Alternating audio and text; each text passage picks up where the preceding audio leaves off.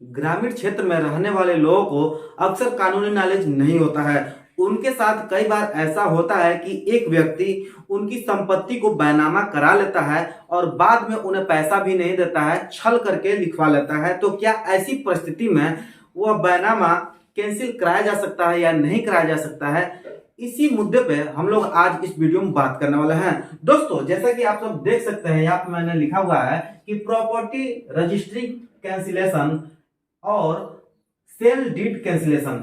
क्या property registry cancellation कराया जा सकता है और कब कराया जा सकता है, और सेल डीड कैंसिलेशन हो सकता है या नहीं हो सकता है, और हो सकता है तो कब कराया जा सकता है? आज की इस वीडियो में हम लोग बात करने वाले हैं। दोस्तों, जैसा कि आप सब जानते ही हैं कि गांव में रहने वाले लोगों को कानूनी नॉलेज नहीं होता है और इसका कोई फायदा उठा लेता है। जैसा कोई गांव का समझदार व्यक्ति है और उसको संपत्ति की आवश्यकता है, प्रॉपर्टी की आवश्यकता है, और क्या करता है कि किसी व्यक्ति को पकड़ता है जिसके पास बहुत सारी संपत्ति हो, प्रॉपर्टी हो, जो उसके बाप दादा ने बनाया हो। तो उसमें क्या करता है कि मान लीजिए सपोज दैट 2 कट्ठा खरीदने के लिए उसको कहता है कि 2 कट्ठा मुझे दे दो, यानी 2 कट्ठा का मतलब हो जाएगा 320 वर्ग मीटर। 300 वर्ग मीटर भूमि को अगर वो क्रय करता है, ठीक है, और बाद में चल करके कहता है कि मान लीजिए 10 लाख रुपए की डील हुई है कि 10 लाख रुपए मैं दे देता हूं और 2 कट्ठे जमीन यानी 320 वर्ग मीटर मुझे बेच दो, रजिस्ट्री कराने चलो।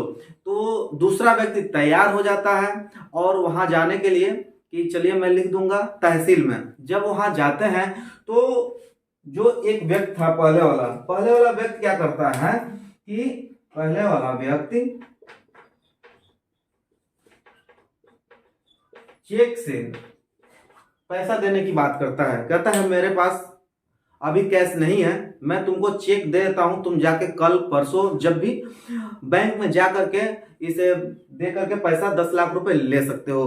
तो ऐसी परिस्थिति में क्या होता है कि वो जो दूसरा व्यक्ति ग्रामीण क्षेत्र में रहने वाला व्यक्ति, उसको समझ नहीं आता है, क्योंकि वो तहसील शायद पहली बार गया हो या दूसरी बार गया हो या कभी गया नहीं था तो गया हो। तो ऐसी परिस्थिति बन जाती है कि अब वो क्या करे। 2-4 लोग भी साथ में जाते हैं, जो समझदार व्यक्ति है वो लेके जाएगा 2-4 व्यक्ति। हो सकता है आपको पिला खिला करके, छल करके, और ये बैनामा करा लेता है, रजिस्ट्री करा लेता है 2 कट्ठा जमीन, कितने में? 10 लाख रुपए में। और क्या करता है कि आपको चेक देता है कि कल आप जाकर के इसे भजा लीजिएगा, आपको 10 लाख रुपए मिल जाएगा। तो उस समय क्या होता है, रजिस्ट्रार आपसे पूछेगा क्या आपको पैसा मिल चुका है जिसकी संपत्ति है।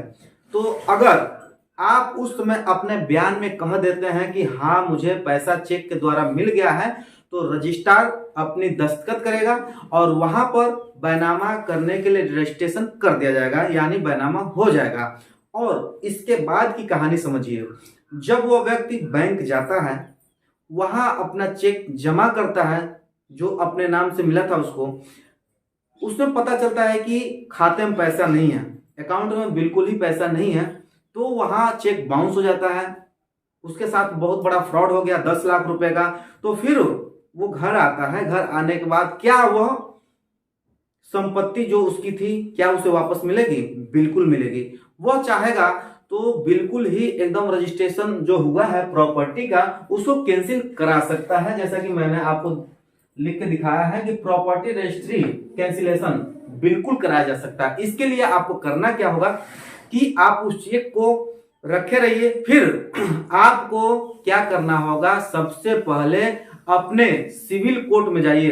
सिविल न्यायालय को ही यह पावर दिया गया है कि आपका रजिस्ट्रेशन जो बैनामा रजिस्ट्रेशन है कैंसिल कर सकते हैं, या किसी भी तहसील में आप रजिस्ट्रेशन कैंसिल नहीं करा सकते हैं। अगर बैनामा एक बार हो चुका है तो आप तहसील के द्वारा कैंसिल नहीं करा सकते हैं, यह पावर तहसील में नहीं है। आपको सिविल न्यायालय में ही जाना होगा।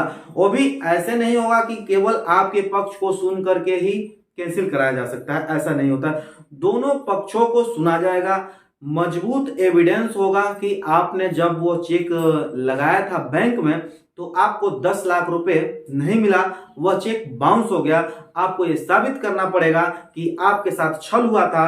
आपको बहकावे में डाल करके, बहला फुसला करके जो एक व्यक्ति है उसने आपको चेक दिया और कहा कि मैं आपको कल या परसों जब भी आप जाएंगे तो मेरे अकाउंट में पैसा रहेगा, आपको 10 लाख रुपए मिल जाएगा। लेकिन जैसे ही आप गए वहां पे बैंक में, आपको पैसा नहीं मिला, बाउंस हो गया चेक।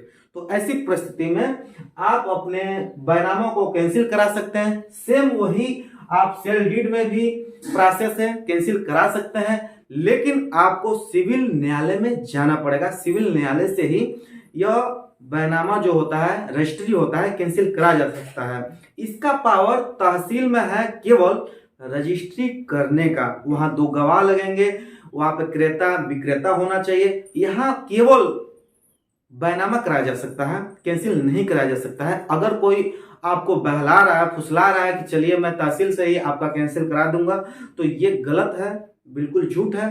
तहसील से बिल्कुल ही कैंसिल नहीं कराया जा सकता है। इसलिए आपको सिविल न्यायालय में जाना पड़ेगा, वहां से आप कैंसिल करा सकते हैं। दोस्तों, कई बार ऐसा देखा जाता है कि जब इस व्यक्ति ने 2 कट्ठा जमीन लिखवा लिया, जैसा कि उदाहरण के तौर पर हम लोग लिए थे, तो क्या करेगा कि आपको चेक देगा और कहेगा कि आप 2 महीने 4 महीने के बाद आप जाइएगा बैंक में, उसके बाद अपना पैसा ले लीजिएगा।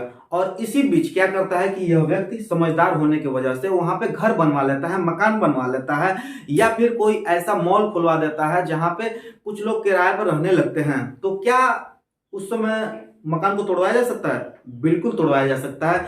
आप जब सिविल न्यायालय में अपना मजबूत एविडेंस पेश करेंगे किसी वकील के माध्यम से, तो वह जो प्रॉपर्टी पे मकान बनी है, मॉल बनी है, दुकान बनी है, वो सारे तोड़े जा सकते हैं। इसमें कहीं से कोई प्रॉब्लम नहीं होगी। लेकिन हाँ, दोनों पक्षों के सुनने के बाद ही फैसला दिया जाएगा। ऐसा नहीं है कि केवल एक पक्ष को सुन करके ही आपको इसके बारे में कैंसिल करा दिया जाए। जो प्रॉपर्टी है कैंसिल इतना आसानी से नहीं होगा। आपको कोर्ट में जाना पड़ेगा, कोर्ट फीस देना पड़ेगा। उसी के बाद आपकी जो रजिस्ट्री आपने कराया था, आपकी जमीन वापस 2 कट्ठा जो है मिल जाएगी। घबराने की आवश्यकता नहीं है, लेकिन दोनों पक्षों की सुनने के बाद। दोस्तों, आज की जानकारी आप लोग को कैसी लगी, आप लोग कमेंट बॉक्स में कमेंट करके बता सकते हैं। आप लोग का बहुत बहुत धन्यवाद है ये वीडियो देखने, जानने, सुनने के लिए। हम लोग मिलते हैं एक नए वीडियो में एक नए टॉपिक के साथ। तब तक के लिए जय हिंद, वंदे मातरम।